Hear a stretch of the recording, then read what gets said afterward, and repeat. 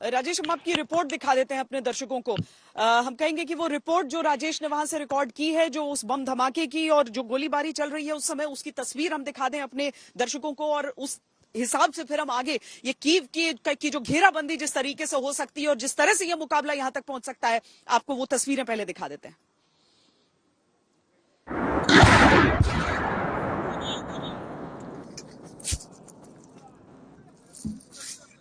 It's very close. It was just on top of us. Everybody on the ground. Everybody on the ground there. Bomb very close to us. It fell down. Everybody's on the ground. Everybody's on the ground here. And this very close. It's like just a few meters away.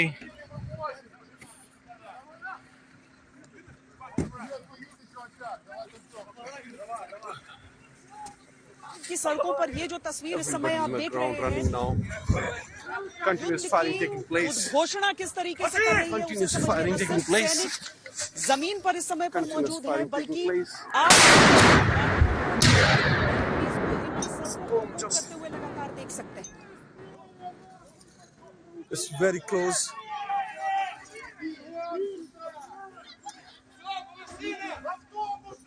It's very close. And the bombing is coming closer to us. Everybody's running now to take place. The cars, whatever they have. Panic everywhere. Even militia and military is running. Everybody is running now. All vehicles leaving. Panic everywhere. Bombs falling very close.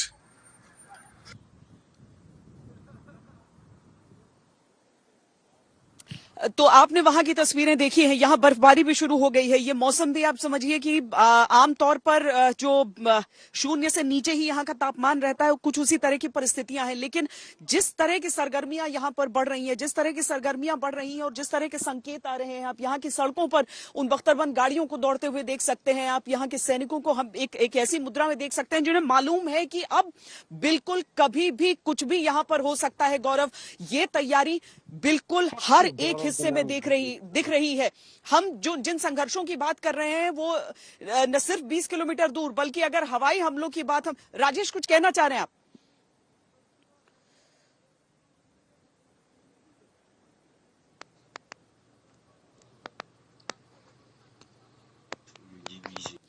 नहीं गौरव, जिस मुकाबले की बात हम कर रहे हैं, जिस संघर्ष की बात कर रहे हैं, जिस तरीके से हम हरकतें देख रहे हैं और वो इंटेंसिफिकेशन उसका देख रहे हैं, यूक्रेन को भी मालूम है, चाहे किसी भी तरीके से उनके चेहरों पर इस समय भी मुस्कुराहट दिखे, लेकिन उन्हें मालूम है कि उनके सामने अभी क्या हो सकता है। 20 किलोमीटर की दूरी पर अभी वो संघर्ष, लेकिन हम उन हवाई हमलों को अगर देख लें तो वो तो कीव को अपनी जद में ले चुका है और सैनिक यहां पर पहुंच चुके हैं। और किसी भी समय वो युद्ध जिसकी आहट खार्किव में उस तबाही के साथ दिख गई है, वो कीव में किसी भी समय पहुंच सकती है। हवाई हमले तो लगातार जारी हैं।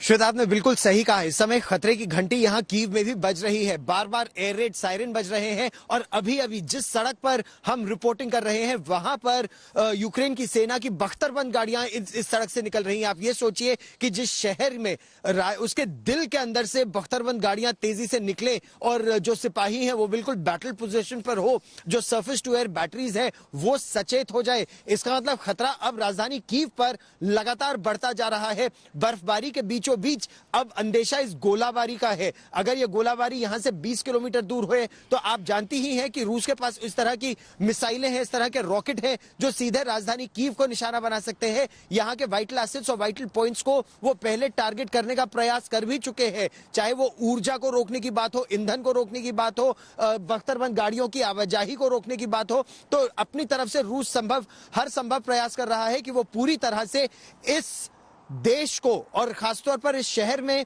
इस सत्ता को अपने घुटनों पर लेकर आए, सत्ता परिवर्तन कराए। ये उनकी पूरी कोशिश रही है। अब इस कोशिश में उनको सफलता कितनी जल्दी मिलती है जब 11वें दिन ही उनकी सेना राजधानी से 20 किलोमीटर दूर आके अब गोलाबारी कर रही है। और बार बार यहाँ के राष्ट्रपति पश्चिमी देशों से कह रहे हैं कि अगर आपने मुझे अभी हथियार नहीं दिए तो बहुत बड़ा नुकसान हो जाएगा, केवल मेरे देश का नहीं पूरे यूरोप का, क्योंकि रूस यूक्रेन पर रुकने वाला नहीं है। ये दर्शाता है श्वेता कि सिचुएशन अभी यूक्रेन के लिए बहुत डेस्परेट होती जा रही है, बहुत ही भयावह होने वाली है ये तस्वीर।